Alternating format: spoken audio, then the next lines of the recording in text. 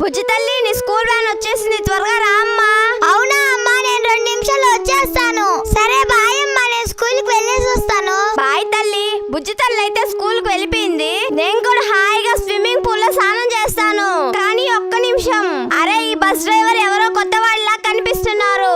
అరే ఏమైనా తేడా జరిగిందా? ఒకసారి నేను స్కూల్ కి ఫోన్ చేసి కనుక్కుంటాను. ఓరే దేవుడా, నేను ఇప్పుడే బుజ్జి తల్లి వాళ్ళ ప్రిన్సిపల్ తో మాట్లాడాను. ఈరోజు స్కూల్ కి సెలవంట.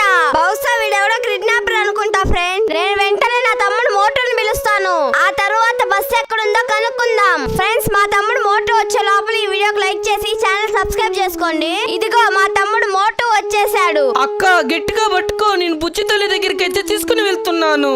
అరే బుజ్జి, ఈ రోజు కొరుక్కొని తినేస్తాను.